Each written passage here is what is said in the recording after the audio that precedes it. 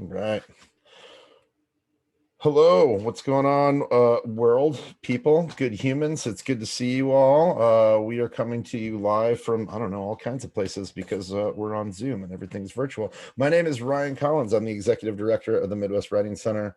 Thank you for joining us today for the 13th annual Iron Pen Awards reading. This is the first time we've ever done it like this. Actually, last year, this was the last event that the Writing Center hosted in its offices in the Rock Island Public Library. So, like a lot of people, we're sort of marking time today, and this is what an excellent way to do it. We had just a fantastic contest this year. We had more participants than we ever had. Let me get my numbers in front of me so I can be accurate about this. We had 104 individuals participate in the contest this year. Some of them participated in multiple categories. We had 132 individual paid submissions, which is a record, which is phenomenal, which is great. So thank you to everybody who participated.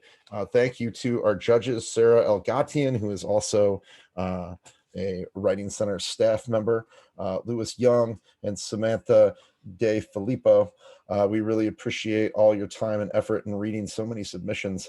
Usually we used to do this in like a week, but we figured given the growth that the contest has seen in the last couple of years, we figured we'd give the judges a little bit more time to spend with the work because time is precious. And also there's just so much good work to read that people come up with every year. The last thing we would want anyone to feel like they have to do and making a judgment on it is to have to rush. So we're really grateful for their time and for their efforts. Just a couple things before we get going. We got a lot of things coming up at the Midwest Writing Center. A couple I want to highlight just quickly. On Monday night, this coming Monday on the 15th at 6:30 Central Standard Time, we will be partnering with the local NAMI affiliate on a journaling for mental health workshop. I'm very grateful and privileged to be participating a little bit in presenting that workshop. It is free and open. There's a $10 suggested donation, but it is a suggestion. You are more than welcome to attend. We have a lot of people registered for this already. I think it's going to be really great. We're really excited about it. You can find information for that on our website at www.mwqc.org. That's as in Midwest Writing Center, quadcities.org. Another thing that we have coming up, we just announced April, as I'm sure many of you know, is National Poetry Month. We're about to hear some really excellent poems. We're partnering with a coffee shop in Moline, Illinois, Dead Poets Espresso, excuse me. They are going to be displaying 9 poems at a time. If we get enough submissions from enough people, we might try to do a little bit of like rotating in and out because we'd love to feature as many local poets as we could. But we're looking for local poets or writers or anyone who writes poems in the greater Quad City area to send us some work. Send us one poem, 21 lines or less, because it's 2021. We're cheeky sometimes. So send us a poem. We would love to feature it. We're working on some other things that we might do with those poems. We might put them up on the website. If contributors are okay with that, we might put them up on social media. If contributors are cool with that, we're planning on a National Poetry Month reading, which we'll be announcing very soon. So yeah, there'll be other things that might come from that. So send us a poem. We'd love to read your poems. We love to read poems, especially from all of you. Last thing, and maybe most importantly, so one of the things that ties in with the Iron Pen is that anyone who pays a registration fee is entered into a drawing for a full registration to the David R. Collins Writers Conference, which will be this June 24th through 26th. We're going to do it virtually again this year because things are, hopefully getting better, seem like they're getting better, but we want to be safe all the way through. We've tried to be safe this whole year. We intend to continue to do that as long as we need to. We have some really excellent faculty. We have not filled out the faculty yet, but this is a great time to make the first announcement publicly of the faculty that we do have. For poetry, teaching poetry at the conference this year, we have Gail Marie Thompson.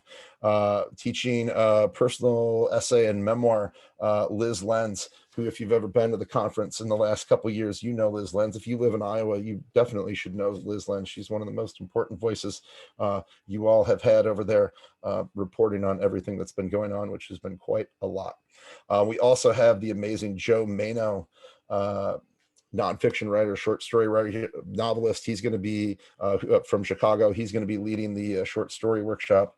And I'm so excited to be able to announce for the first time our keynote speaker and master class instructor is going to be one of my favorite poets, and I think one of the most important sort of literary citizens, maybe in the United States, certainly at least in poetry land. Allison Joseph, who is a professor at Southern Illinois University, a really amazing poet, publisher. We don't have enough time to list her achievements and talk about how wonderful she is, but we are so grateful. I personally have been wanting to work with her at the Writing Center for years. I'm so excited it's going to be for the conference. So that is a killer lineup. We will have registration up soon, but if you're interested in getting more information about the conference before we have everything online and ready to go, please contact us anytime. I'm happy to reserve your spot, fill you in on the details. It went really well last year, despite everything that happened and kind of having to make the switch to this format kind of late in the game. This year, there will be no late switches. We are prepared. We are ready. We've been practicing this for over a year now. So yeah, and it's going to be fantastic. But let's get to this reading, because this is kind of my favorite part of the Iron Pen Contest, is getting to hear people read the things they wrote. So if you are not familiar with the Iron Pen Contest, it's fairly simple. Everybody pre-registers. A couple Fridays ago, we send out a prompt at 5 o'clock. I picked the prompt. This year I had a little help from Sarah. Thank you, Sarah, for the feedback. Usually I'm kind of on my own. So if you didn't like the prompt, you can blame me and Sarah this year. Everyone has 24 hours to get their poems, short stories, essays, nonfiction pieces, whatever you want to call them, back to us. Did all 104 people get all their submissions in? No, they don't. That never happens. That's okay. That's not the point. And if you didn't, that's okay. If it sparks something, if you didn't get it done, I had a few people write me like, oh, I just kind of ran out of time, but I was liking what I was doing. Our hope for this contest is really that it gets you to write something that you would not have written otherwise. Hopefully something that you're happy with. Hopefully something that, like, maybe finds a home out in the world in a magazine or in print somewhere. But most of all, hopefully something that you feel good about and something that you enjoy doing, that maybe surprised you, because that's, I think, the best thing about prompts is it gets you out of your own habits and your own thought patterns and everything else, and makes you sort of like react in a way that you might not otherwise. So the prompt for this year, just so we can frame everything before I kick it over to Sarah to start introducing our terrific readers, comes from a chapbook by Mary Rafel, the American poet Mary Rafel, who's such a genius. The chapbook's called On Imagination. It's published by Sarabande Press. I highly recommend. It is one of the great craft essays about writing and just sort of like creativity that I think I've ever read. And the prompt, so we can have it. The imagination is my daemon, because it is my best friend and my worst enemy. It is my twin, because I am my own best friend and my own worst enemy. So everyone, they didn't have to actually use the prompt in their piece. They could use it as the title. They could use it as a first line, a last line. They could use a riff on it somewhere. It could just be an influence of the piece, right? It just needed to be clear to the judges that the prompt was used or referenced in some way. That's it. That's all it was. And then we get flooded with all this great, terrific writing that our illustrious judges had to make some decisions about. I never envy our judges. This is an incredibly difficult task. We will be sending the winners that you're about to hear from. These are some examples of the medals that we usually have. I figured I'd bring some visual aids. We don't have this year's medals in, but these are some examples. So the first place gets some medals and an NWC Press title, which we'll be sending out next week. Everybody else gets certificates for being awesome and placing second or third or honorable mention, which is great. There was a lot of competition in every category. And without me talking anymore, I'm going to kick it over to Sarah Elgatian, our programs and marketing specialist at the Midwest Writing Center, and always the best on the ones and twos for all this virtual programming stuff. So Sarah, please take it away. Thanks, Ryan. Yeah, hey, I want to add like a couple of little pieces before we get to the meat and potatoes, the reason we're here. I've judged before because I've participated in this contest and really enjoyed, by the way, telling people that, well, I have won before, because that makes me feel really good. And that's why I'm allowed to judge. But so our first we're going to do fiction, then poetry, then nonfiction, just because that's how we've got it listed on the website. But I've done this competition in fiction before and never ever placed, and I think that is the hardest category to participate in. But maybe y'all have better imaginations than I do, which is really cute because it fits with the theme. I don't think I could have ever. I actually plan to like secretly participate, but not submit a piece. And this prompt I think would have driven me out of my gourd. So I'm very impressed with everyone who completed it at all. I'm sure more than just me had to look up the definition for demon. And then actually shortly after I ran into the word like the next day or something, and I felt very intelligent at that point. Anyway, so let's get into fiction. So do you have notes from the judges or no? Okay, that's fine. I will only give feedback on the nonfictions then. So our honorable mention for fiction, I don't believe is here with us today. Jeff, Bert, if you are here, then I missed you. Okay, I don't see you. But congratulations on that honorable mention. Then third place, unfortunately cannot make it today to read with us, Monica Flink, but I understand that she's a real one. So our first reader today will be Hannah Scott-Ravikumar. Let's hear from you, Hannah. Hello. Okay, so my piece is called Concerning a Rather Unusual Brass Key. Oh, honestly, we'd have to try hundreds of doors. Best to leave it. Emma put down the basket of keys. She'd asked her Nan about a brass key that looked and smelled very old, one that she now slipped into her pocket. Her Nan didn't notice the key's absence from the basket. She sighed and put the basket on the top shelf. Emma wrinkled her nose. She wasn't quite tall enough to reach the top shelf yet. Why keep them then if we don't know what they're for? Emma said. Run along and read your book, Emma, Nan said, and I'll call you when supper's ready. Emma trudged back to her room and shut the door. She pulled the old brass key from her pocket and stared at it. Hundreds of doors? She lived in a small cottage, so there certainly weren't hundreds of doors. There was her room door, 1, the front door, 2, the door to the back garden, 3, the door to her Nan's and Granddad's room, 4, the door to their bathroom, 5, Emma's bathroom, 6, and no, that was it, unless she was counting the shed. The shed had double doors, so would that make it 8 or just 7, since you only needed 1 key to open them? Emma decided 7. 7 doors, and she could try the key without shutting the doors. Plus, she realized, she would not have to try all the doors. She knew what the keys to the front door and the back door looked like, so 5 doors. She was quite proud of how quickly she could do maths in her head. She tried the key on her door first. It didn't fit. The key was bigger than she realized. It wasn't like one of those modern keys that had the groove and all the little edges and a tiny little handle. This one had a round handle and a long edge and only 2 teeth. She'd been told that was what the sharp little edges were called. The teeth weren't even sharp.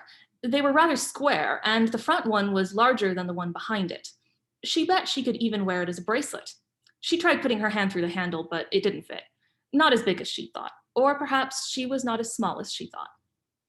There was no point trying the key on any other locks. No lock was that big in their little cottage. But then why would they have it if it didn't fit any of the doors? She wondered what kind of magical world this key would reveal. She'd found the key, so it was her job to find the key's home.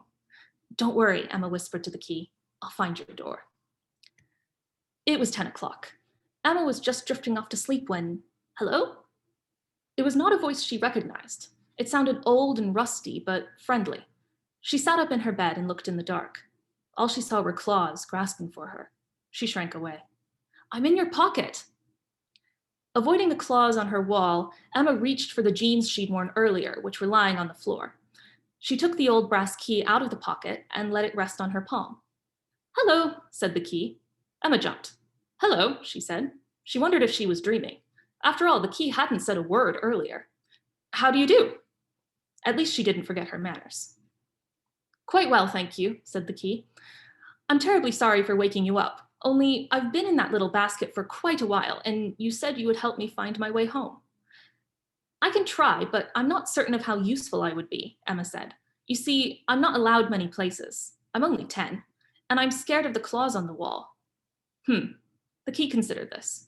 Would a short journey be better? I believe we are not far from my door. Oh, Emma said in excitement. Where is it? Would you be so kind as to show me the view from your window? The key asked. I will protect you from the claws. Thank you ever so much, Emma said. The shadows and claws retreated as she walked to her window. She wondered how to show a key a window. The round hole around which she grasped it, surely that would be upright? She held the key up to the window. Outside, she saw the claws, fidgeting, waiting for her to step into them. Where they would take her, she didn't know, but it would be far from home, where Nan and Granddad could not find her. The key was silent for a minute. Nan had told her many times as she screamed in terror of the shadows and claws that they were not real, that they could not hurt her, that it was all in her head. How was it that her head could create such lovely worlds as she imagined doors could reveal, and yet delight in her own torture? Ah, the key said, I see it. You see your door? Emma said, frowning.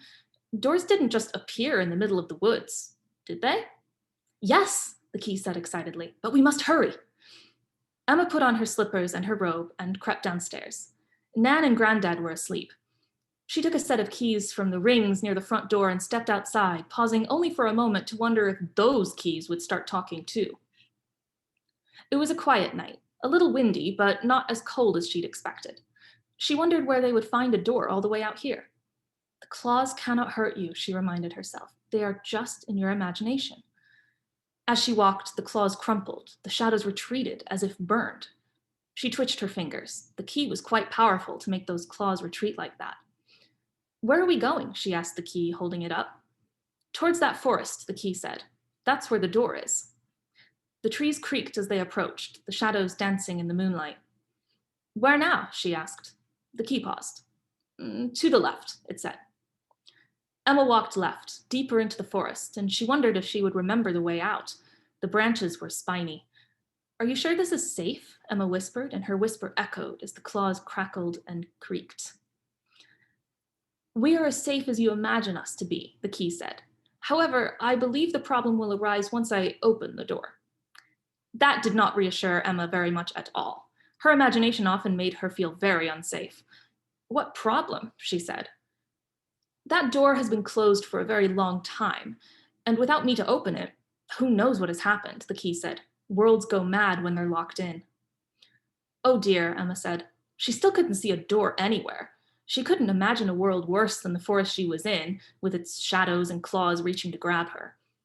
Here we are, the key said, and Emma stopped and looked in front of her. All she saw was a large tree. But there's no door, she said. The key laughed, a little tinkling sound of metal that once Emma heard, she couldn't imagine what else she had expected a key's laughter to sound like. My dear, what are doors made from? Emma thought for a moment and then said, wood. And trees can be chopped for their wood. Emma looked around the trees. Are all of these trees doors then? Well, most of them, the key said. The trouble is, if trees are without their keys for too long, they cease to become doors to anywhere, and the worlds beyond are simply not. And what world will your tree take us to then? Emma said. We shall see, the key said, sounding serious. Now, there is a groove right above the knot on the tree. That is where you should place me. Emma found the knot and felt above it. There was a groove in the tree that felt like the outline of a key. She placed the key into the groove, teeth down, and stepped back. Ah, the key said, sighing with relief. That is much better. It is very nice to be home. Thank you for helping me. Would you like to go inside? Well, she'd come this far, hadn't she? I'd like you to come with, if you can, she said. You've been ever so nice. The metal tinkled. I rather like being home, it said. You go on. You kept the shadows from me, Emma said. You did that yourself, the key said. I just put the thought into your head that you could. But if I leave you, I don't quite know where I'll be, she said. It will be awfully hard to get home. Imagination can get you a lot of places, the key said. Far away from home, lost in another world, lost in your own mind, and right back home again. Will I get home again? Emma said, a little worried now. You will, the key said, but you will not quite be the same you who left. Emma considered this. She still wanted to go through the door, even though the thought of what was beyond scared her. Your own imagination is far worse than anything you will find there, the key said. You see, you know yourself very well. It can give you visions that will make you the happiest person in the world and nightmares that can scare you to your core and never leave you. Whatever the world presents to you will never be quite as personal. That's true, Emma said, thinking of both the hands and the magical worlds she imagined beyond the trees. She could torture herself with her own mind, for who knew her own worst fears better than her? But she could delight herself with her own mind too, for she knew her aspirations and dreams better than anyone. I am home now, the key said. You've done what you promised. You can go home, your journey complete. Or, if you so desire, your journey has just begun. The knot in the tree went into itself and opened a little door that was perfectly Emma-sized. For a moment, the light illuminated the rest of the forest, and Emma saw that the claws were just branches and the shadows were just reflections. They waved as if wishing her good luck. She supposed she was already not the same Emma who had left her nan in Granddad's cottage. She had the power to control the claws and shadows, to make them burn. She had the power to see them as something else entirely. Beyond the door, the light sparkled. She stepped inside. Thank you so much. I don't know if you saw in our chat, we've got some beautiful beautiful feedback for you. It's true. This is a very full piece for such a short amount of time. Thank you so much, Hannah. So next up, we've got our first place in fiction, Barbara Schmidt.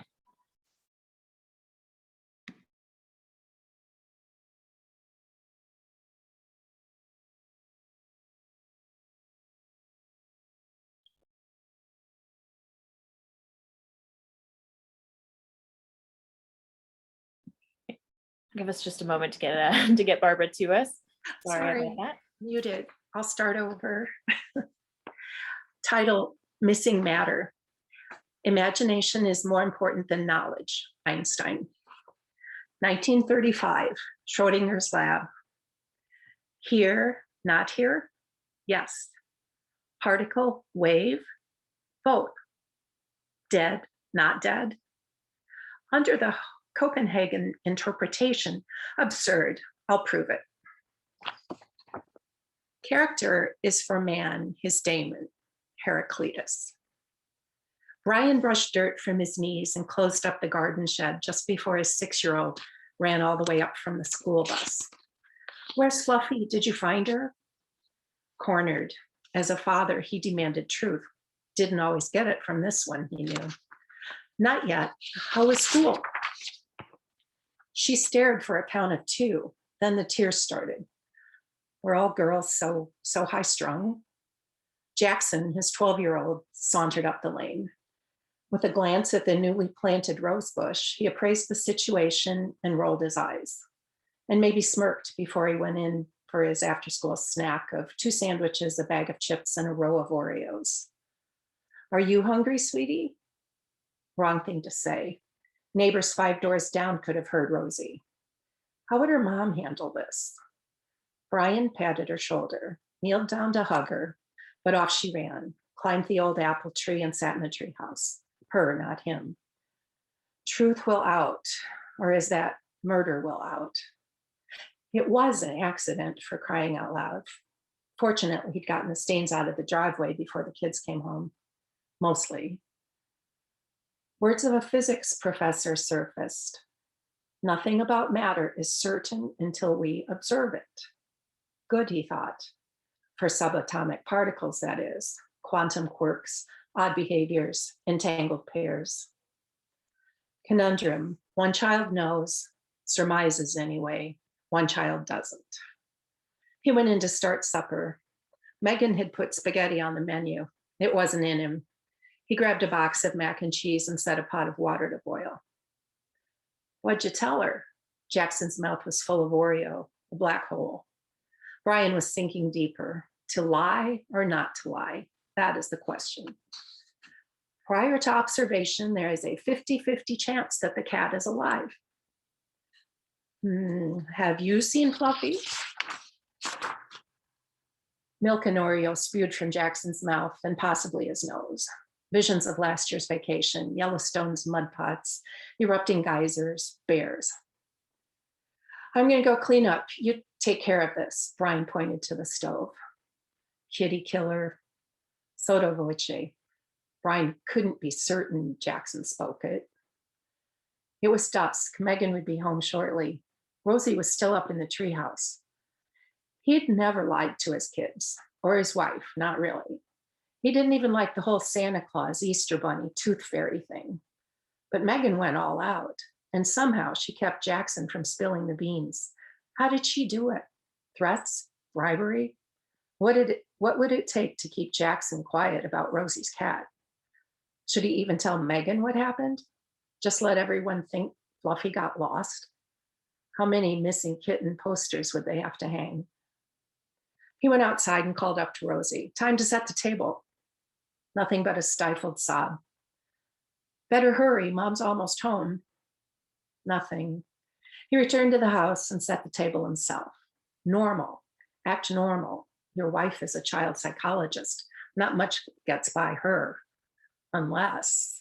He couldn't come up with an unless worthy of uttering. Hi, hun. He bent to kiss her cheek, but she strode on by. You wouldn't believe the level of incompetence of 5% of the drivers on the road today. How do they get licenses? She dropped her bag and kicked off her shoes.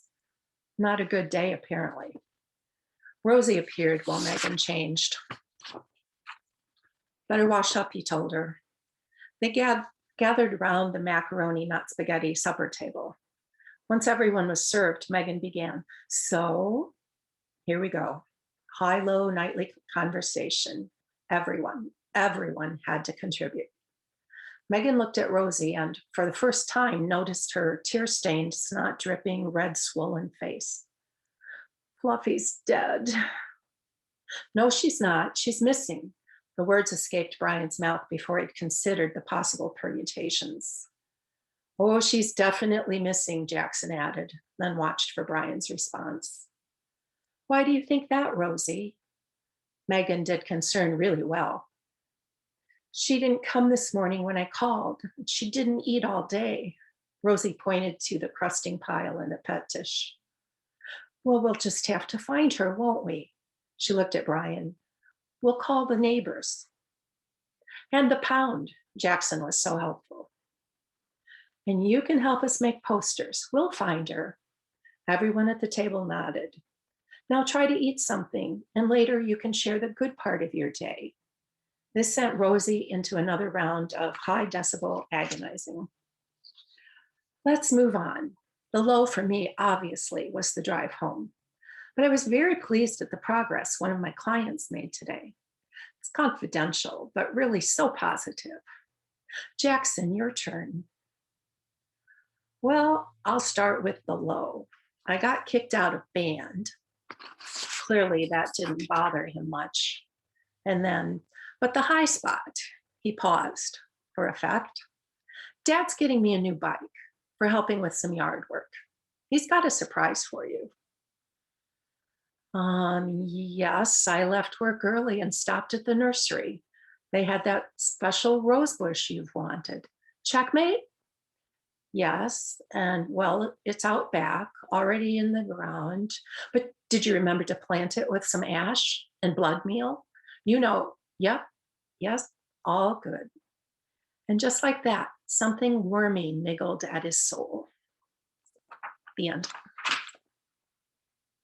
Thanks.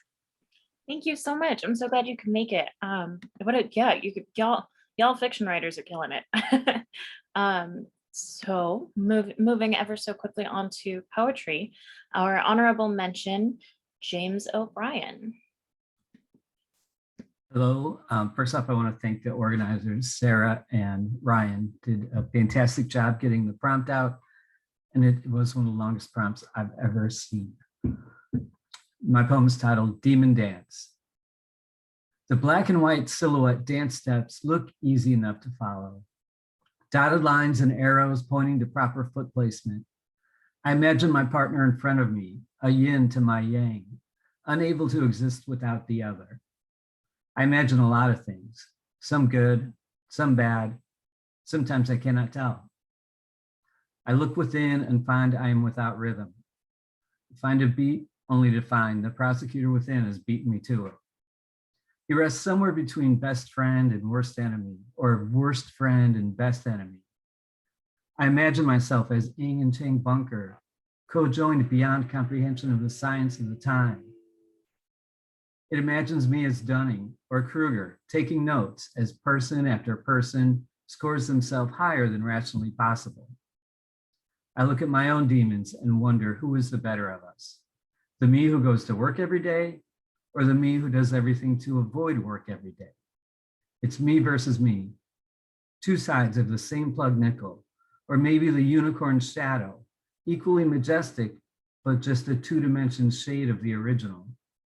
Or a Stones cover of a Motown classic, where resignation to fantasies and daydreams spin like a record on a turntable.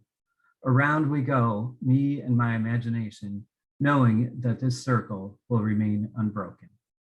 Thank you. I keep trying to applaud and then I can't unmute myself. Thank you so much, James. Thank you for that. That was awesome.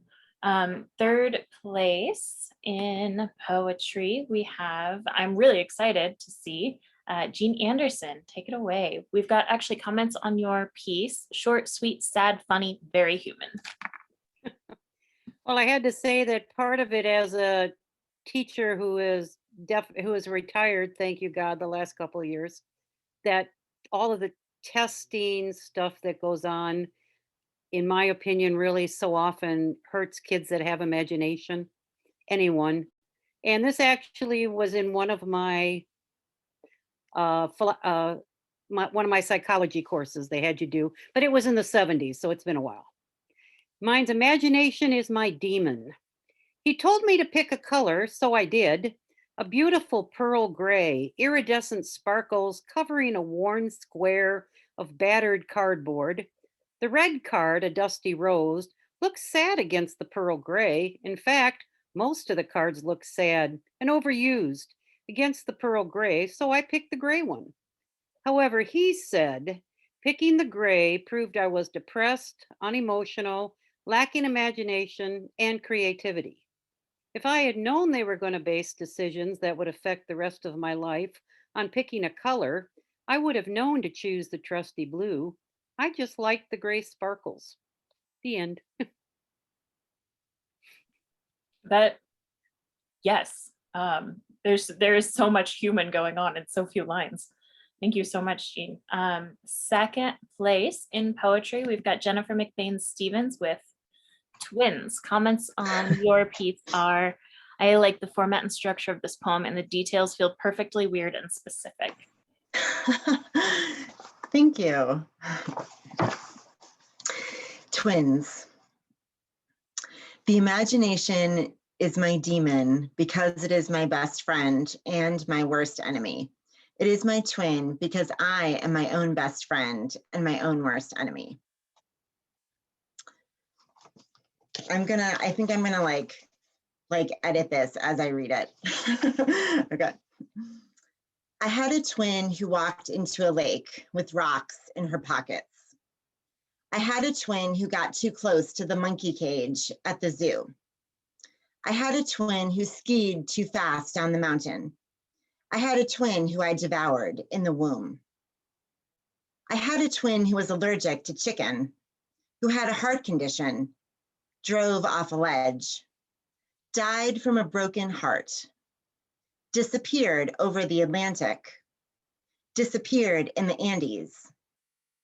When I say twin, I mean me, and the way I maybe get mad too quickly, feel envious of others, wallow too much, act rash, maybe want more than what I have, or wish ill on someone, or act petty, have trouble coping, and don't breathe through it all. Because I should count my blessings, remember that I'm loved, that I love in return, appreciate all that I have.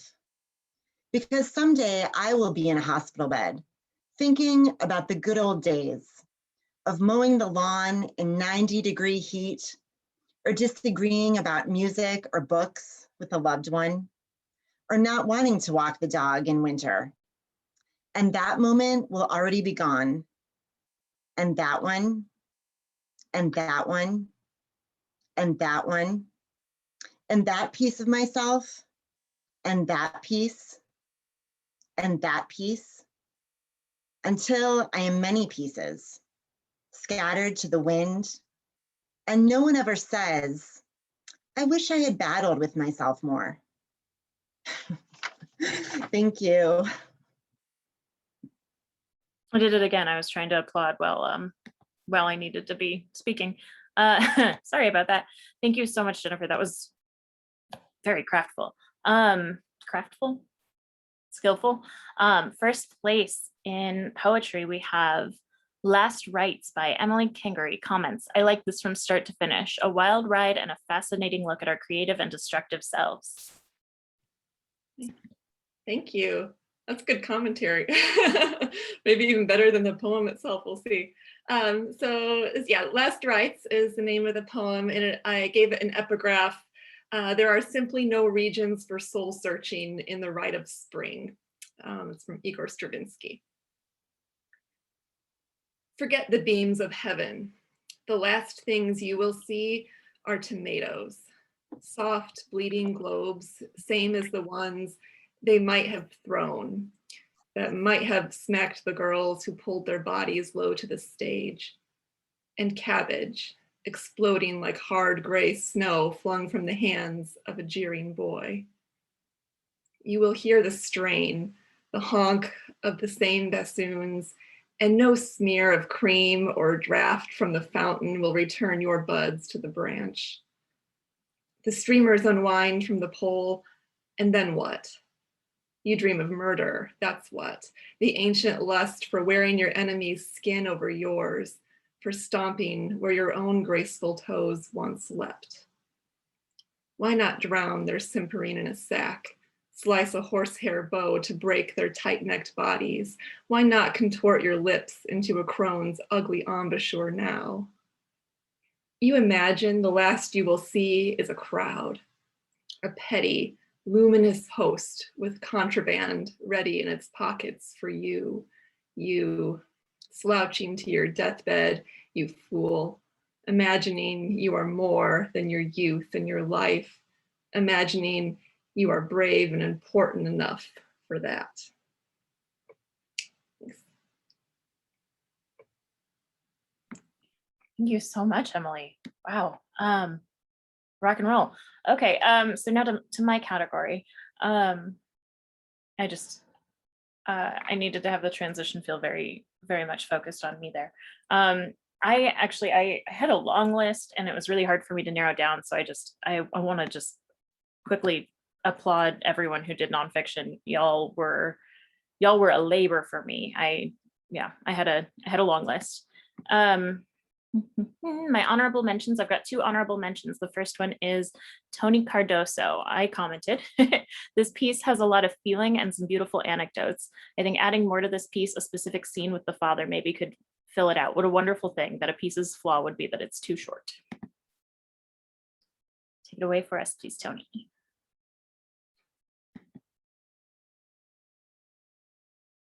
No, are you maybe not here? There we go. Okay, good.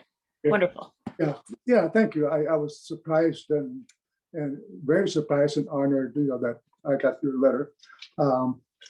So I have, after my entry, I have rewritten this like 5 times, and I'm just enjoying the heck out of it. So I'll read you that what I send in, and maybe with a little bit of editing. The imagination is my demon because it is my best friend and my worst enemy. It is my twin because I am my own best friend and my own worst enemy. There are Mexicans living in the walls of my apartment, and they're trying to get in. That's what my sister told me. He said to her when she called me from Atlanta, alarmed, annoyed, and frustrated. She had her hands full with mom in a nursing home, and now with this. Dad was out of control. What are you talking about? He's been saying that for weeks now. He's making his residents all nervous, and management is threatening to kick him out. Then what? The conversation took me back to the day he and Mom left for Atlanta. It had been a warm summer day. We stood on the threshold of the door, him just outside on the stoop, and I still inside the home we've known for over half a century, facing each other, me timid but determined, him guarded and proud. He's leaving with taking my mother with him, and now we're staying. I sought for days and weeks when they decided to go south, close to my sister. I didn't want him to go, but this was my chance to tell him what I've known most of my life, that I was proud of him, that I loved him. And one more thing, a wish for him, that he find himself. I told him how his imagination that distilled all that he saw, read, absorbed, then in his own maddening way, that expression was his creation. And he did find himself. He was like a child when we spoke on the phone from Atlanta, and he would tell me how he spent the whole days inventing poetic prose that he would recite to the walls, or how he couldn't sleep with so many wonderful things to ponder and delight. We shared poetry and ideas like we've never done in our lives, and we laughed a lot. So now he's in trouble. South to Atlanta I go. So that was the answer. Spend a month with Dad and the cat with a bladder problem, with me sleeping in a too short cat pee soaked couch, trying to figure out what's going on with Dan. His imagination was getting him in trouble, and in everyone's eyes, he was out of his mind. I'll get back to the guests in the wall in a bit. I want to tell you a little bit about Dad. He always astounded me from the time I was 3 and a hair's breadth from dying. He sat with me at the bedside, drew a picture on a white paper with a number 2 pencil. It was magic. Then, as we made our way to East Moline and $1 something to our names and a letter of recommendation for Dad as a watchmaker, life carried on. There were a couple of questions I and others would repeat over the years. How do you take a complicated mechanism like a Rolex apart and put it back together? So I have pictures of each step in my mind, the simple answer. Or how and why would you know that?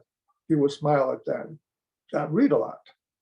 He must have read a whole section of, he must have had a whole section in his brain devoted to the arcane, but again, the paradox. He skipped the part about hugging and parenting, but what the hell? His parents were encyclopedias and rare books. Then why do you refuse to read a book you bought on roof repair? Well, I don't need to read about it. I figured it out. He reinvented everything that needed fixing in that little cabin in the woods where we lived and drove everyone crazy. Why can't you just go to the store and buy what you need? Because I don't want to. I can do it better. He would drive us away with his crazy invention and his polemics against mostly conservative thinking, or just because it was fun for him, not so much for us. But still, there are parts of the house that will survive until next century, the ones he's fixed. He told me once how he wandered in the street as a child, poor and emotionally abandoned. For him, a good day was finding a sun-warmed piece of concrete in the cold city where he could rest for a bit on a chunk of tepid stone. That's when he discovered the fabulous National Library, where he discovered the world and its treasures. Books would become his friends and mentors. It was maybe out of respect that he cited everything he said to honor his teachers, who gave him everything life didn't or couldn't. I'm sure he would have named the author, chapter, and verse when he gleaned this bit of alchemy. I was a jeweler in those days, and he was helping me make gold plating solution from scratch. Back then, when you could buy go to the store and buy a gallon of sulfuric acid over the counter, nitric or any sort of dangerous liquid or powder. Upstairs in my little salt shaker home in Davenport, guided by his instructions, halfway through the process, when the gold dissolved in the aqua regia, I was pouring a cup of ammonia in the solution. "It smells like almonds," I announced. "Don't breathe that," he exclaimed. "Right now, those fumes are mustard gas." "Are you kidding me?" Well, that was Dad. I could have died, but I survived, and the plated solution turned out great. Dad was like that, inventing things, driving us crazy. "Taste this. I bet you'll like it." "Papa, no, you eat it. We don't want to try. It looks weird." "Come on, Dad." "I don't want to." "Okay, I promise you, the Mexicans. Do you want to listen to the tape? It proves there are people on the walls." "Papa, no, there are no Mexicans on the walls. Please, no, not now." He smirked. Mom was in a nursing home and Dad was by himself with a long-haired cat. Dad must have lost his olfactory sense because the cat was stinky. I didn't care that if the cat was good company for Dad and that he was really cute, like when she was being shy and we found her in the bottom of the cupboard, her eyes closed when we opened the cupboard door, like she would be invisible if she couldn't see us. Yeah, cute. But she'd peed in my bed where I would sleep all bent all the wrong ways for a month. I solved the riddle of the man on the wall the third week. The cleaning lady showed up while we were there and proceeded to do what she did, clean. I had by then listened to the tape reluctantly, and after I did, I was intrigued. There was something I couldn't figure out until the lady arrived. And within a few minutes, I knew the answer. Dad could sleep easy now. Dad was in the habit of taping his favorite telenovelas, and the lady arrived, turned on the vacuum cleaner, cleaned, finished, and left. The vacuum was the drilling, and the Mexicans in the wall were the actors he was taping. It really did sound like there were Mexicans in the wall drilling in Dad's apartment. The cleaning lady had come to clean and didn't say one word to Dad, neither hi nor goodbye, nothing. The proof is in the tape.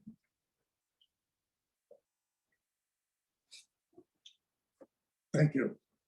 Thank you so much. That was such a different experience hearing you read it than reading it myself. Oh, that was wonderful. Thank you so much. My second honorable mention, I have like 25 screens up, I apologize. My second honorable mention is Jennifer Palmer. My comments were, "This piece is powerful. It was tough deciding how it placed. I hope you pursue this piece and submit it somewhere." So Jennifer Palmer.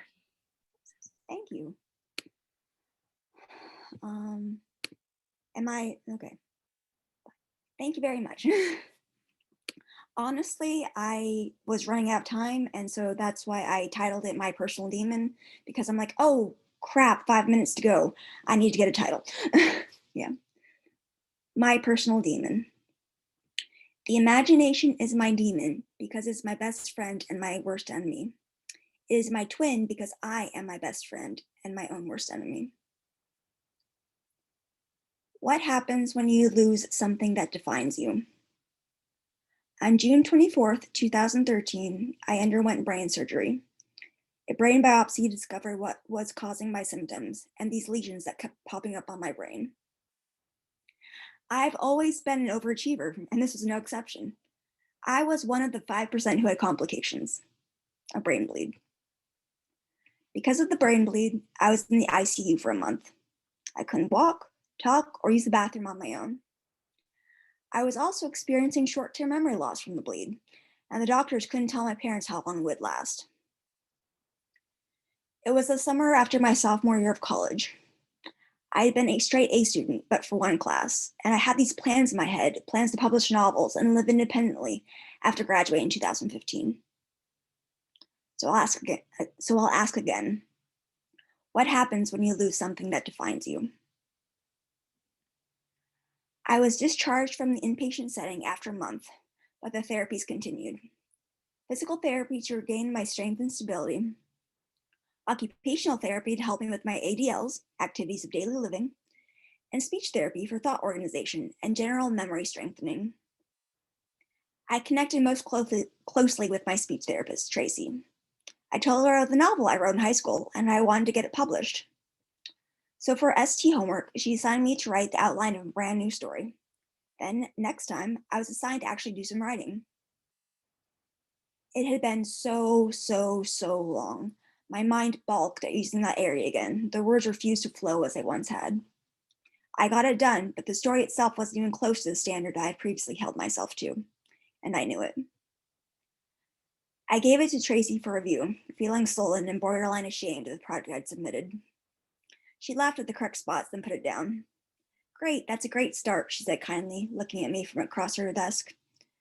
But I think you meant Jason when you wrote Tom here. She pointed at the section.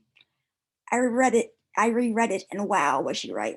I had entirely forgotten which character was which within the story, even if only for a moment. A surge of familiar anger at my newly acquired deficit rose within me.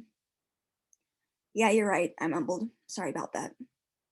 Work on it and bring it back next time, she said, smiling encouragement. I scowled.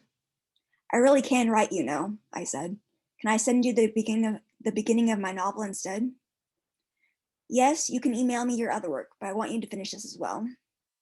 I brightened and I was full of excitement the next time we met. Wow, she said upon my entry. That chapter was amazing. I swelled with pride, and the happy bubble inside me didn't even burst when I went to PT next for leg curls and balance training on the Bosu ball. All the while, I was under the impression I'd still be graduating in 2015. I even signed up to audit a class during January 2014 to get myself back in the swing of working in an academic environment. I was ecstatic when one of the professors, the English one whom I greatly admired, suggested taking the next class for credit. But Tracy said no, I shouldn't. We'd made a deal, you see. I would audit the one class during Jan term to see if I was prepared to go back for the fall semester. It was even written in the front of my therapy book. So I audited 2 more classes that spring, a psychology course and a German course. Fast forward 2 months. I was unceremoniously discharged from outpatient therapy after a misunderstanding between myself, the outpatient center, and my insurance. Normally, a patient has a graduation party upon their completion of the program. On my last day of therapies, I looked around in expectation after I finished with Tracy, certain I'd be whisked away to the kitchen where I, the therapist, and other patients would eat cookies and celebrate me on how far I'd come. I even had a bit of a speech plan, as I'd been to at least one such party. But it didn't happen. Tracy led me to the door, and I walked to my mother's car in stunned disbelief. I started sobbing once we got to the highway. For the next 3 years, I battled a lot of insecurity about my memory, my abilities, my worthiness. I did end up taking a class for credit that summer, thereby breaking the agreement I made with Tracy. I made a B, and man, that was the hardest B I'd ever worked for. I was under the belief I had to take at least 12 credit hours to maintain my state-sponsored scholarship, so I signed up for 4 classes that fall. I was still in email contact with Tracy, and she warned me against diving in too much too soon, but I was determined. I could make B's and not disturb my GPA. Yes, I faced setbacks, both physical and mental. I had a heck of a time getting from class in one building's basement to another building's 3rd floor within 10 minutes. I definitely pooped my pants after one gym session because I wasn't able to get back to my dorm in time to divert that disaster. I had to drop a class my junior year after making a 17 on the first test, the one the professor said would be the easiest of the year. But I did it. I pushed through by the grace of God. I found out that my accommodation plan permitted me to receive my scholarships if I only took 9 credit hours. I discovered that the German degree requirement I was trying to fulfill with the class I dropped could be filled with another class I was already taking. It still stung when I went to the class of 2015 graduation ceremony and wasn't walking. I still cried as a lot of my friends took that final step, getting their diplomas at long last. But I did it. I graduated only a year later. Not bad for someone who went through a traumatic brain injury and lived to tell the tale. I sent Tracy an invitation to my college graduation. I might have slipped in a note about how I didn't get an outpatient graduation, but this is much better. All the while, I still had my novel on my laptop. I tried to get an agent, but eventually I decided to self-publish. Burst by H.T. Daria, my pen name, was released on January 29th, 2020, my 27th birthday. I reached out to Tracy again about meeting up. The majority of my anger at the outpatient center had abated, and I wanted to see her. I had a present for her. We met at the outpatient center and walked to a nearby coffee shop. Tracy explained that the outpatient center was certain I would be receiving more therapy authorizations from my insurance, and that they had not meant to cause me such emotional harm. I reached into my bag and pulled out a copy of Burst. For you, I said. Her tears and how she grasped the book to her chest healed a wound that had been festering for far too long. Thank you so much. What a beautiful piece. Like with Tony's, that was a different experience to hear read aloud. You've got a lot going on in the chat here on our Zoom call. I'll let you check that out while I introduce third place in nonfiction, Jennifer Palmer. My comments were, that was you, sorry. Okay. All right. Third place is Jennifer Opsahl, 5 Signs He Likes You. My comments were, I love how chill this piece is, how universal the story is, and how very 2021 it is. It's honest and resonates, and I think since the pandemic, we're all living a bit out of time and reflecting more than we'd like to. Please take it away, Michelle. Hello. All right. This piece is called 5 Signs He Likes You. I guess I sensed something was off the time I went to Best Buy with my family in high school. My mom searched for a parking spot. I sat in the passenger seat. On the radio, Under Pressure was swelling to its climax, vibrant, moody. And here I have lyrics written, and I'm not going to sing them, so just imagine that I'm singing them. Love's such an old-fashioned word, and love dares you.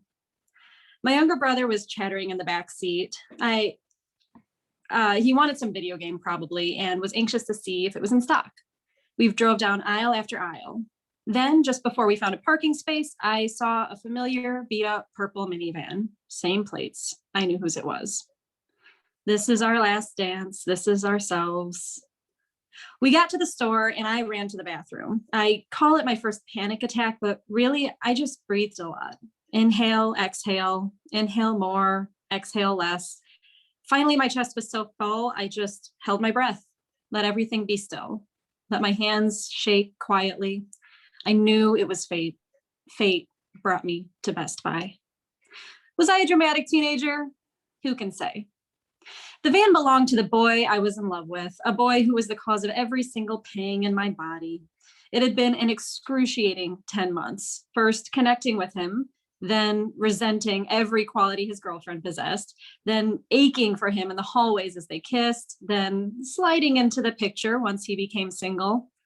Then came late night trips to Burger King, movie dates with him and his best friend, chats via AOL Instant Messenger about adult topics I was far less familiar with than he was. Then finally, nothing. At the time of the Best Buy incident, I hadn't heard from him in 2 months. Our hourly stream of emails disappeared. I felt dumped. I was dumped. Under pressure. I didn't see him that day, and our story never developed further, though it got a little more complicated. You know the drill. Girl meets boy, girl loses boy, boy randomly contacts girl years later and tries to convert her to his religion in a bid to save her soul. But it doesn't matter who's in the driver's seat. When it comes to relationships, I can't shake it. I fall into a trance. Everything lines up. It's all destiny. I move like the main character of a shitty rom-com. The camera spins out to a wide view of the city, fade to black. About 2 months into the pandemic, I stumbled upon journals I kept in elementary school, 1999 to 2002. I flipped through entries nearly anonymous in their ridiculousness. I snapped pictures to share with the group text, something funny in a dark, weird time. "Hi, how are you? I'm fine," I wrote inexplicably to myself. I wish I could say I had a JGA, juicy gossip alert, of course, but nobody has called me since vacation. At the end of an entry, "P.S. Shannon and I are becoming BFF. P.S.S. I lost a tooth." Despite their postscript placement, both JGAs, no doubt. I hesitated sharing one entry, not because it was personal per se, but because it felt vulnerable, cringy, as the kids say. Here I have a visual aid to prove that it exists. 5 signs to see if he likes you. Parenthetical, letter U. 1, nice to you. 2, flirts with you. 3, calls you on phone. 4, hangs out with you. 5, looks at you and looks away when you notice. Penciled in beside the numbers were stars, ways to mark the signs that presumably I thought applied to my situation. Looking at it now, I want to crumple into a ball and drift down the sidewalk. No one liked me in elementary school. I had one friend, spoiler alert, it wasn't even Shannon. I talked to no one else on the phone. I was certainly not the object of anyone's affection. I was quiet, weird, delusional. I was trying to navigate the world superficially, a child pretending to understand a grown-up joke. My imagination has always been my best friend and my worst enemy. It's my twin, a mirrored image of the world I experience. Everything looks the same from the outside, but inside it's a different reality. Under the guise of meant to be, my imagination convinces me that pain is meaningful and that worthless endeavors are life-affirming opportunities. And that's where it gets dangerous. If the storyline doesn't pan out, I make up a new one.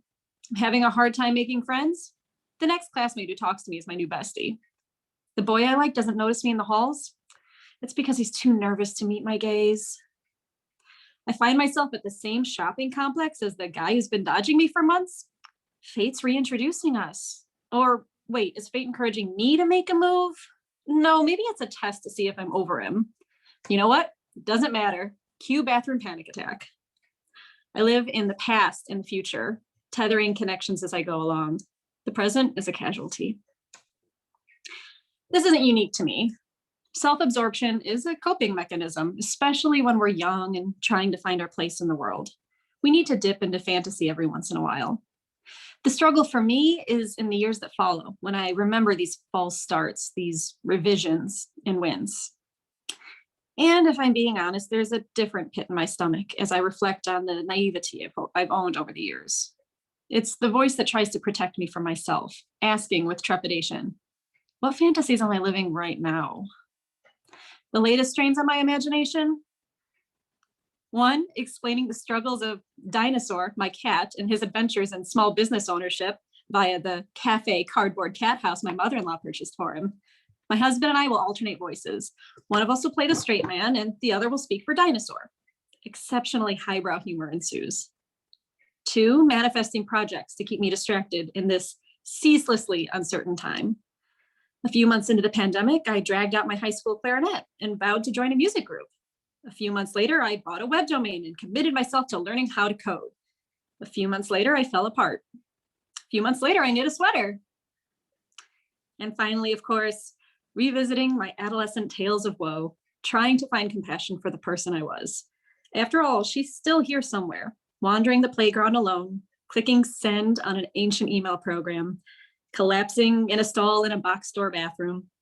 She's here and everywhere, echoing through the tunnels of my vacated memories. That's it. Thank you. Thank you so much. Something that came across, again, hearing you read rather than reading it on the page, is that it's I don't know. It's a lot more hopeful when you're a real person, I think. Thank you so much for that. Second place, we have Danny Henkner, Where There Is Only Rewind. The deep dive into the father's life is an excellent illustration of American history, family, the little things that make a person who they are. There are a few places where I'd make edits, but I think this piece could easily be expanded, and wow, what a beautiful tribute. Man, I like you guys. Please take it away, Danny. Yeah, thanks. Yeah, my name is Dan Hankner. Megan is not my pen name. I'm on my wife's computer. I'm sure it could easily be changed, but I'm incompetent, so what can I do? Real quick, thanks to you guys and gals for putting this on and allowing us to participate. This is the first time I've entered this contest, and I thought it was writing a story in 24 hours with the prompt was pretty challenging. Yeah, it's a lot of fun. So if you're going for something that was boring and easy, then you failed miserably. So just to let you know. Yeah, this is entitled Where There Is Only Rewind. Sometimes when I'm driving through small towns, past junk Camaros rusting in front yards, old stately churches with more years than members, a Casey's General Store and a sad, solitary bar rotting on Main Street, I think about my dad. There was this bar in town, Bill's Tap, where he'd migrate to on the weekends when I was a kid.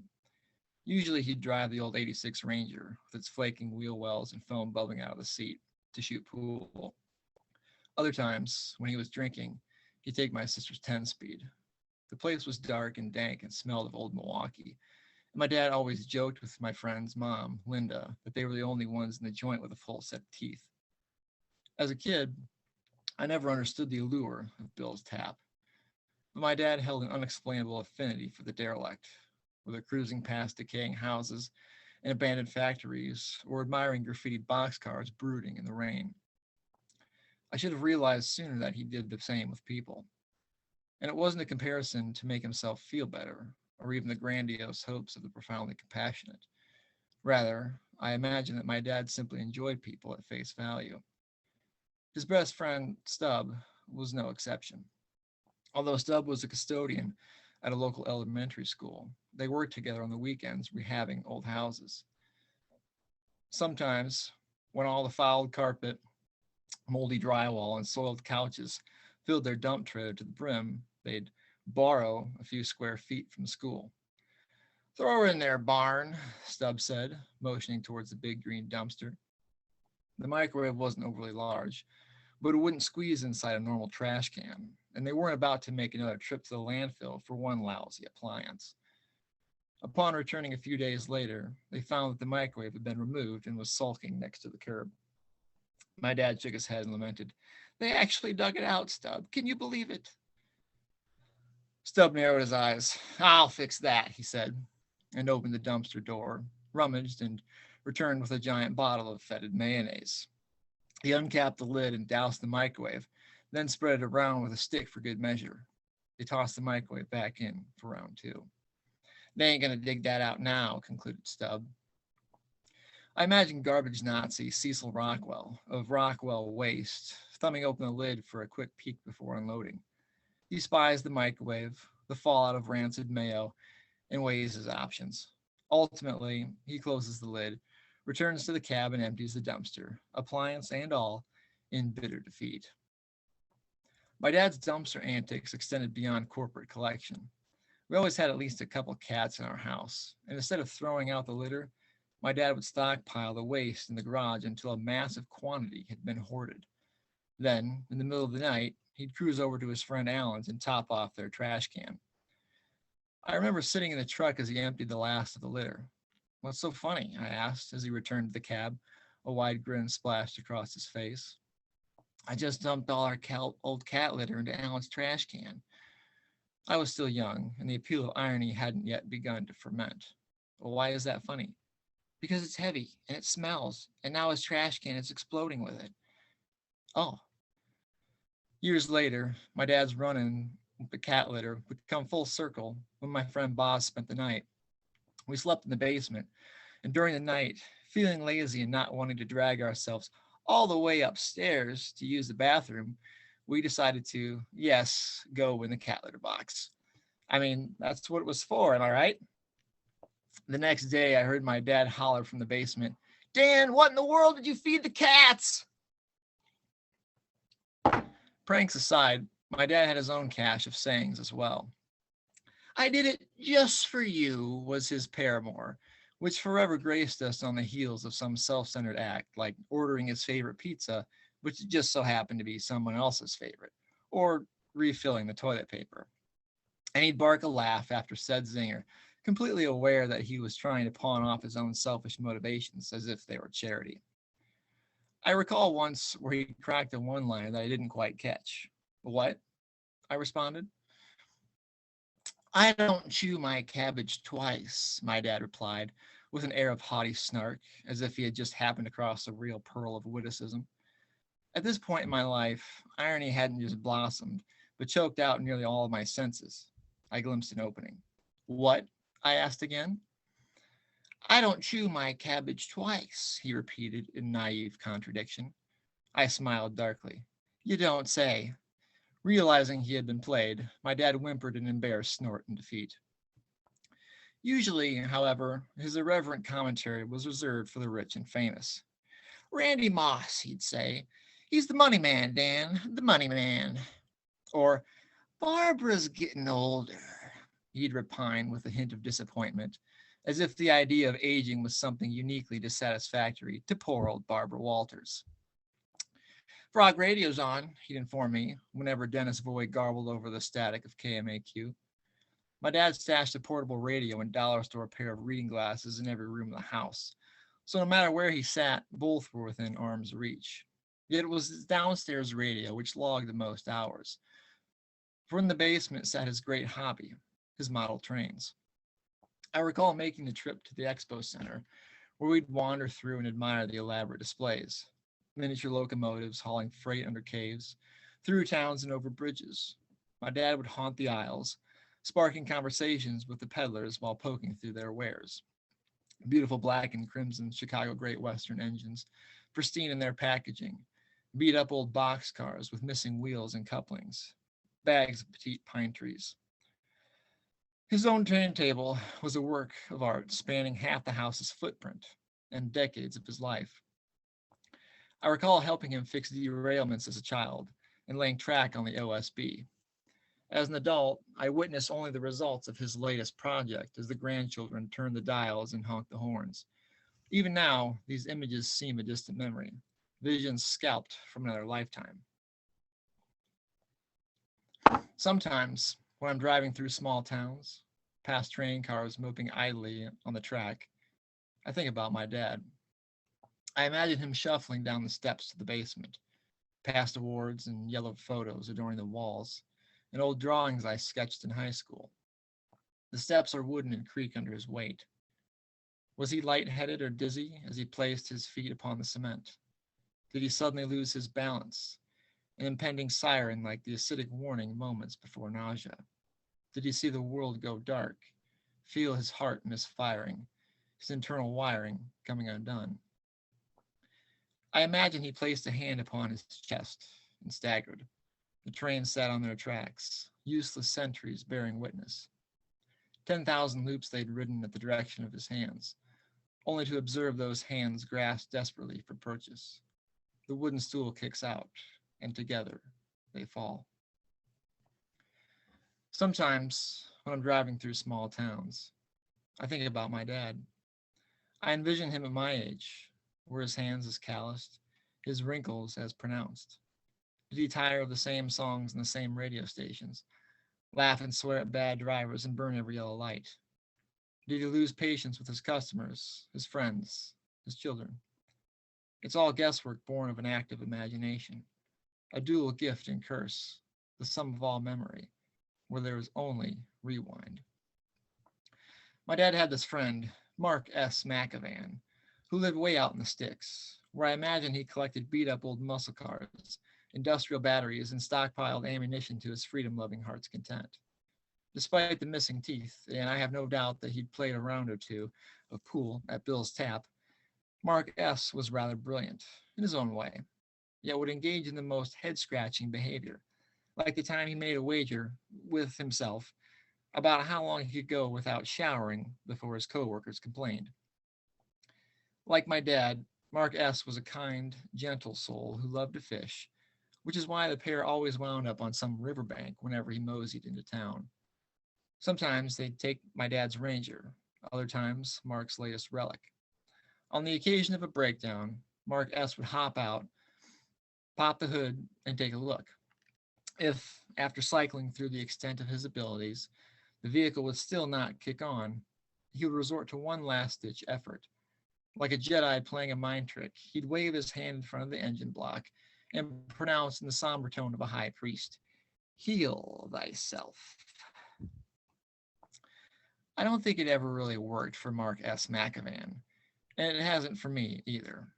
But I'm better with houses than I am cars, better with fixing than I am healing.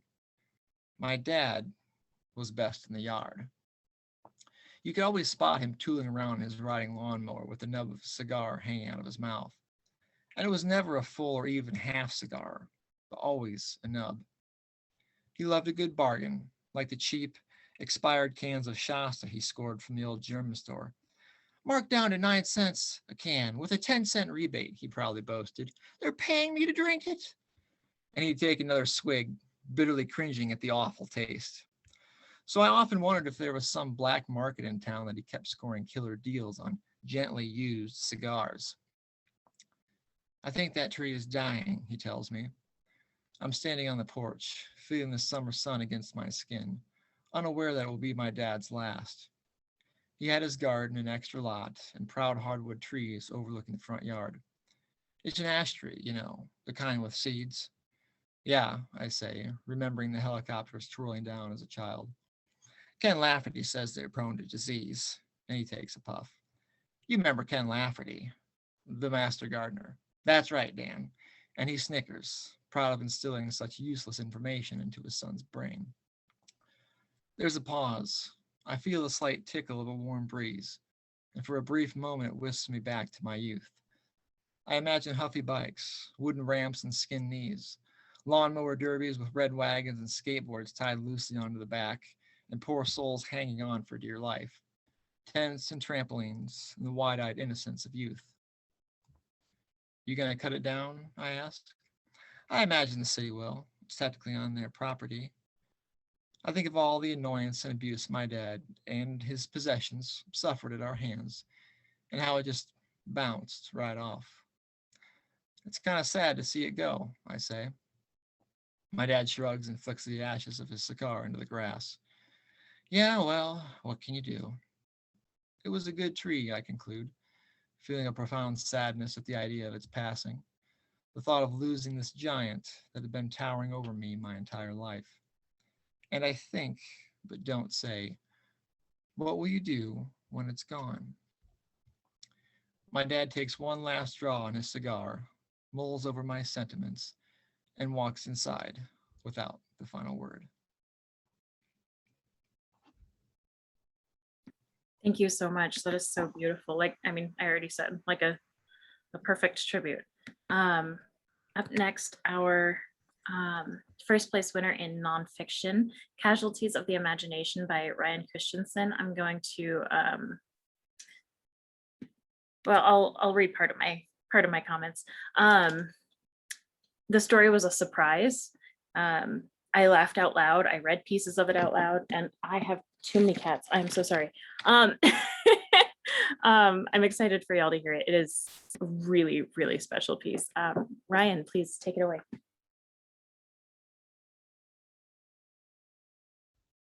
Okay, thank you very much. Casualties of the Imagination. My strength is my weakness, and weakness is my strength. And that's a quote from Ray Boom Boom Mancini. On November 13th, 1982, Ray Boom Boom Mancini faced Kim Duck-Koo in hopes of defending his lightweight title. He succeeded in the 14th round when referee Richard Greene determined that Kim Duck-Koo was technically knocked out by Mancini. Based solely on what happened in the ring, it would be hard for any Mancini fan to walk out disappointed. The true rattling, the chaos of sport and humanity and life didn't begin until both fighters were out of the ring. In the end, Kim Duck-Koo, Kim's mother, and referee Richard Greene would all be dead.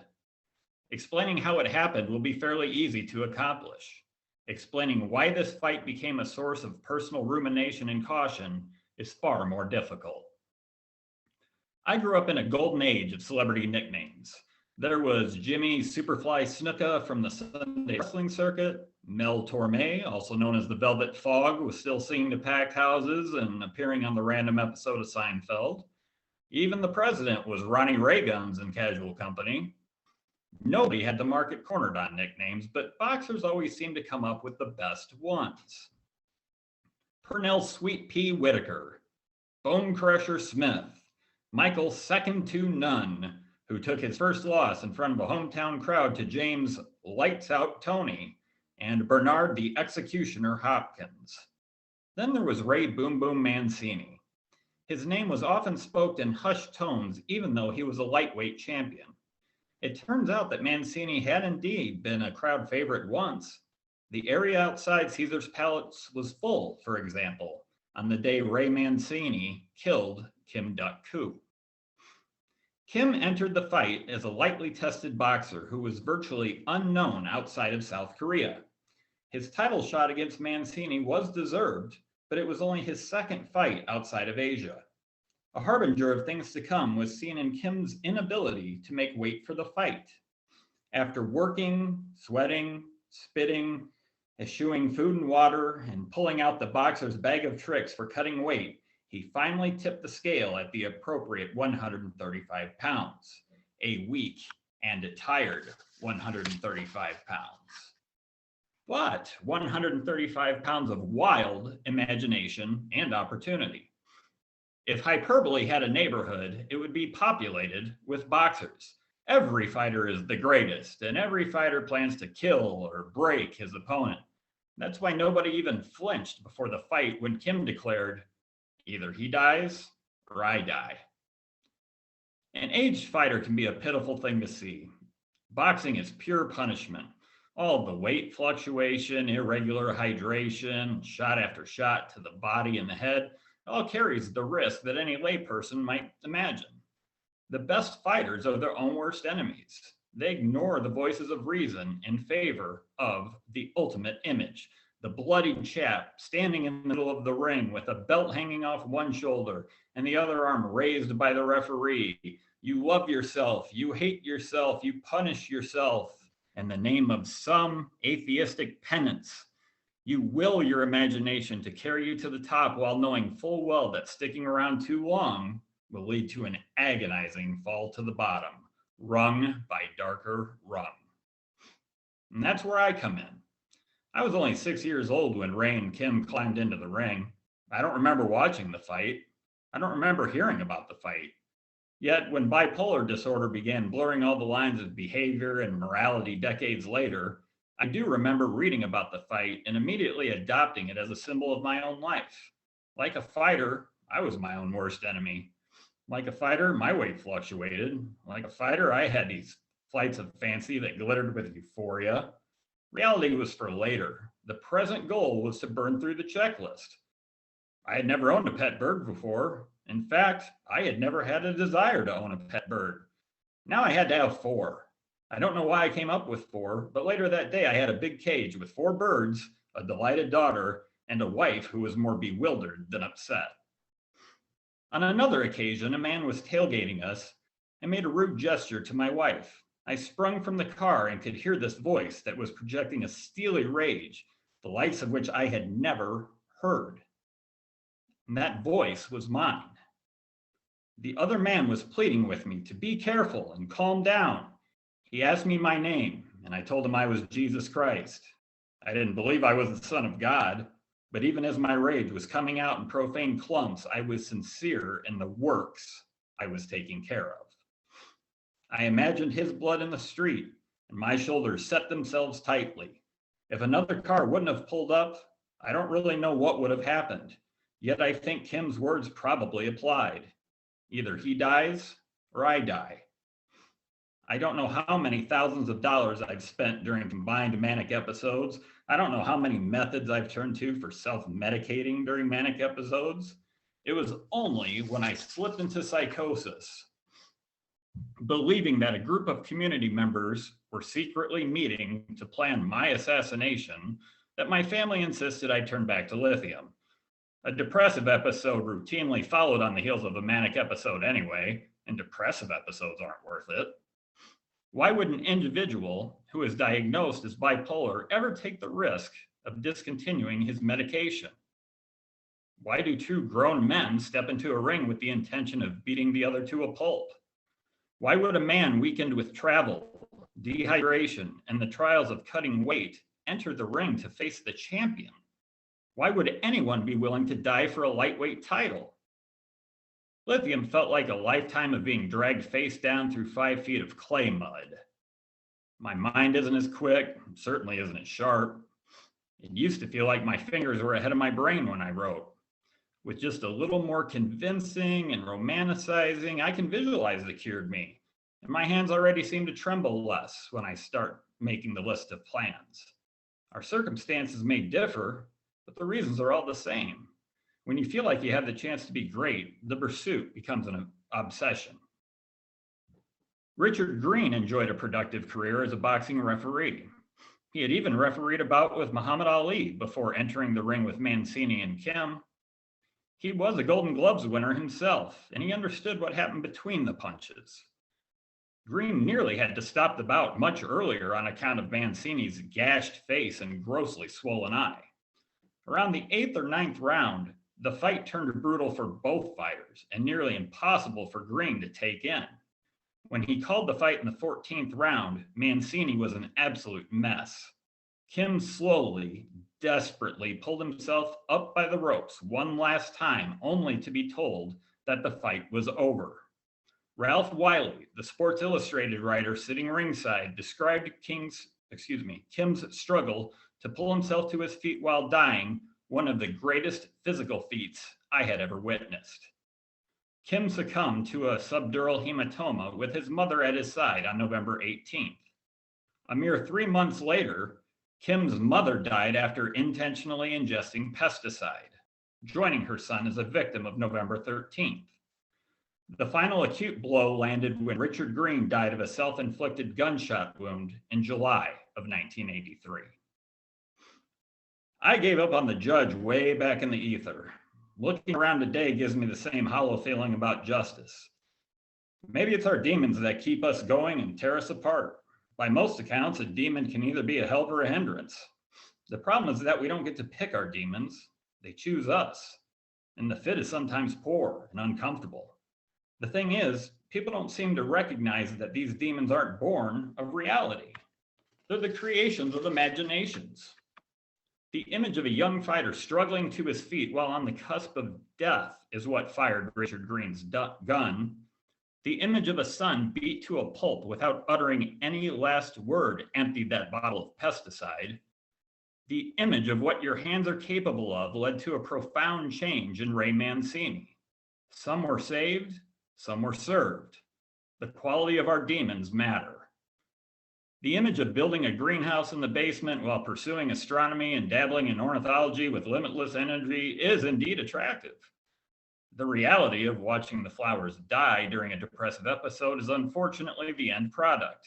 The charm of imagination dissolves in the face of hopeless indifference. It's not that I could have been Kim. It's not that I could have been Mancini. It's that I was both. I was climbing in vain like Kim in the 14th round. I was saturated in guilt like Mancini, who was, quote, never the same after the fallout from November 13th. Mostly, it's that I wasn't Richard Greene or Kim Duck-Koo's mother. While my demon may not be the perfect demon for me, she's always there to make sure I don't go too far. The freedom to imagine simply has to be tempered with the ability to think. The story of that mid-November day has achieved a measure of prominence in recent years. An article here, documentary there, a cultural reference now and then. My personal symbol of the two poles in my life ended up being accessible to a much wider audience.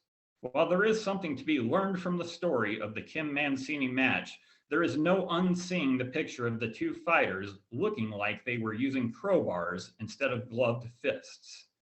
Everybody wants to be the champ. Not everyone has the exact change. Thank you. Thank you so much. That is such a good piece. Ryan, did you want to say, I'm sorry, Carter, you can go. Ryan, did you want to say anything before we get into our contestant open mic? I mean, so much to say, and none of it worthy of anything we just heard from all of those readers. Thank you all. I mean, like, again, and just a reminder for anyone watching this now or in the future, all of that written 24 hours. Take that with you. It's extraordinary. I mean, I feel really privileged to like hear all of you read. Everyone's read so beautifully too. Like, much respect to everybody, and thank you for participating and sharing your work with us. We look forward to trying to share as much of this beyond today as we can. So we'll be in touch with that. But yeah, as is tradition, we usually have a couple people who participated in the contest that would also like to share their work. So we've got a couple of those people now. We might have somebody additionally joining us, but we'll hear a couple of those and then we'll do our little handy dandy conference registration drawing. So Sarah, do you want to introduce our open mic readers? Yes, thank you. First reader today, I keep going for tonight, it's daylight still, is Mary David Saver. What do you have for us, Mary? Always love to hear from Mary, by the way. Very talented woman. Well, this is my entry. And originally I was going to be in the fiction category, but I got started and started learning things about myself, and then other things happened. I met up with some owls outside my window, and it tied nicely into the entry I made in 2010, which was before I moved to Davenport. And that's why the piece is called Rabbit Redux, because they're connected. And I'm going to pass on reading the prompt because I used it for an epigraph. My imagination is neither friend nor foe. It is more like an unruly child, willful and independent. It doesn't respond to a summons. It dawdles and takes its sweet time. It annoys, it exasperates the patience of the good people around me. I have learned to take the impediments in stride and look for creative workarounds. Such is the case at present. I have a deadline and an assortment of notes started in the wee hours of this morning when I looked out at the full moon in a clear sky. I could make it a beacon of hope, turn some glib phrases into something. But wait, I see a large shadow glide over the snow. Did I hear an owl? Or was that a truck engine changing gear? Road sounds. Happily, it is a great horned owl, probably down by Duck Creek. I haven't heard one of them in ages.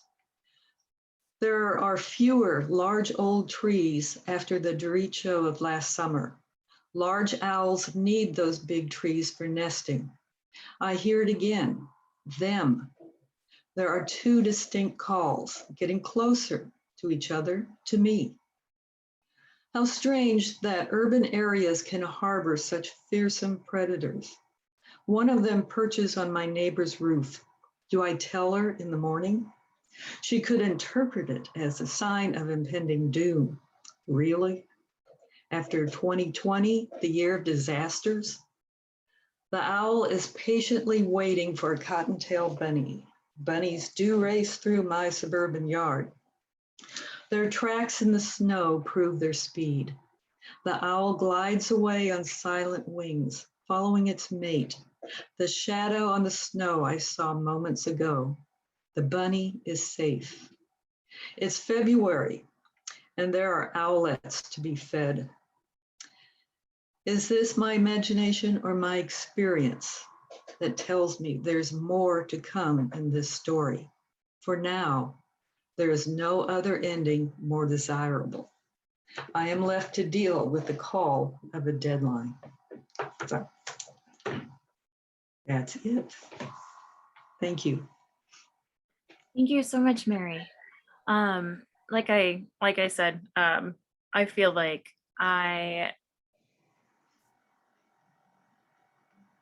I was given an insane gift and responsibility judging this year. I've judged many things and worked on many slush piles, and this I think is the hardest. So I know Ryan and I have already said how awesome this year it has been, but I want to thank everybody again for participating.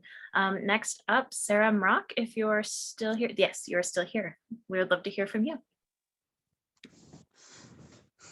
Hello, y'all can hear me? Okay, cool. So this is my poem entry for this year. It's called Ignorance Abyss. A membrane encasing a vacuous void. I become infused with clouds and sunshine, stars and moonlight, in a centuries-old duel between the deities to tip my scales. The night calls me through the auroras and the polar phosphenes. She soothes me with soft shadows. There's a blind frisson, a line between fear and excitement that she teases me with beyond her misty mesh veil. There is a suspense she offers me which he, the day, cannot. While she lets me hide in darkness, he exposes me in sunlight. While she teases surprising pleasures, he exposes too much too soon, exposes cracks, exposes imperfections, exposes sins. While she offers me imagination, he offers me reality. There is no choice. I run to her. I cross the line. I pull back her veil. There is another veil. I pull back that veil. There is another veil. I pull back that veil, and another, and another, and another. I pull back enough to fill the void, but it's not filling. The veils swallow me. I start to sink. I try to swim. They are not veils. They are demons. I conjure words from long ago, commands from a time of magic. I scream their names written in red ink I once saw on ancient desert scrolls. They do not listen. They float with wander. They whisper savage scenes through my soul of being unloved, being used, being beaten by my mistakes. My voice is drowned out. No matter how much I try to atone and apologize, no one can hear beyond their heavy, wet, black static. All hope is lost. As I drown in their controlled chaos, as I let my soul overflow with her darkness, a light pierces through the veils. The day exposes them as veils, just veils. The night manipulated me. The day was honest with me. I swim toward the window he opened for me. It fills me with colors I can't comprehend, but I find deliciously divine. I never knew I was allowed to savor sweet salvation. The day has temporarily tipped the scales. Over time, I perceive the great compromise, a balance between night and day. Her brumous moods must calm his overactive, sunny disposition. She must bring ferocious storms for his fragile flowers to grow strong. Her darkness must provide shivering shade from his overbearing spotlight. Her chattering cold must disrupt his oppressively humid heat. I have learned I cannot be all sunshine or all moonlight. I learned I must have a balance of the deities. Though I may not always shine with optimism, I will never let it be fully tarnished. Though I may flood the hours with tears, I will fill my years with laughter. Though I may scream today, I will sing tomorrow. And that's it. Wow, thank you so much. It doesn't look like we have another reader here, so back to Ryan. Awesome. Thank you, Mary. Thank you, Sarah. Yeah, we had someone else who wanted to read, but technical difficulties, I think. We're all used to those, right? Okay, so here we go. So I have 132 numbers in my little white bowl here. I did it all by numbers. So like all of the judges read everything anonymously. Like I get all the submissions, I code everything, I send it to the judges. So the judges have no idea whose work they're reading, unless they maybe know somebody personally, but I don't think that's really probably the case. Also, just again, to reiterate, 104 individuals participated this year from 12 different states. I'm sure that 12 different states is a record. So it's cool to see this contest like keep spreading, keep going, especially like look at the result. I'm so taken with everything I've heard today. Like all I have to do is pick a number out of a bowl, and I just kind of want to sit here and just like ruminate on everything that I've heard. Like, I'm so deeply impressed and so grateful for all of everyone who participated, but particularly the people who shared their work here today. Like, some really powerful stuff, really moving stuff. It's been a hard year, as some of this is reflected, and yeah, it's really, thank you. Like, what a gift, you know. Thank you for that. So here's our gift, and just once I look at the number and see the name attached to it, if that name is a name that's an MWC board member or staff person or something like that, we will draw another name. My apologies to MWC board and staff and all that stuff, but you know how it is. We're trying to, you know, it's gonna be all right. Okay, so I'm not looking. Shake. We'll do this. Usually I have help with this, but like not today. Analog party over here. It's very solo show. I don't like solo. I play drums. I need other musicians. So I have 098. Who is 098? Scrolling down. James Patrick Schmidt. James Patrick Schmidt of Moline. So that's on tape. So he's not here today. And he's placed in this contest a couple times. He's also, I believe, like running for alderman in Moline or something. So he might not be here today because he's out like knocking on doors and like trying to be, you know, awesome guy. So if you're in his district and you live in Moline, vote James Patrick Schmidt. He's a right-on dude, and he writes really terrific poems. And he's also got a free conference registration. So I will reach out to James. If James is somehow unable or uninterested, we will do another drawing, and we will reach out to somebody else. But hey, James Patrick Schmidt, cool beans, good stuff. That's it, everybody. That concludes the Iron Pen contest for this year. Thank you all again so much for participating. Again, check us out online, www.mwcqc.org. The NAMI Journaling for Mental Health workshop is Monday. It's free. We would love all of you to join us. I think there's room. It's the internet. There's infinite space, right? Or sort of, kind of, I don't know. The poems, if you live in the 6-county Quad City service area, please send us a poem for dead poets. And one more thing, we'll have the conference stuff up soon. One more thing, 15 to 19-year-old writers out there, if you know 15 to 19-year-old writers, we are, the applications for the Young Emerging Writers Summer Internship are open. So come with it. We want to see the best and the brightest, and we know there's a lot of best and brightest young writers in the Quad Cities because we've been doing this for 15 years. And the writing talent around here, particularly with the young folks, is super real and super deep. So please reach out. We're also doing some teaching artist stuff this year with the high school kids. We want to teach the older kids to do some workshops for like the K through 8 students and kind of like build that whole network a little bit. So please reach out if you know those young writers. Thank you all again to everybody who read today. Congratulations to all the winners, the honorable mentions. Congratulations to everybody who wrote something in 24 hours, because it's bloody hard to do, especially with jerks like me who give you difficult prompts. So thanks, everybody. I hope we see you all soon. I hope we see you all like in person, in the flesh, out in the world soon. Y'all take care. Have a good one. Be well. Take care of yourselves and each other. See you next time.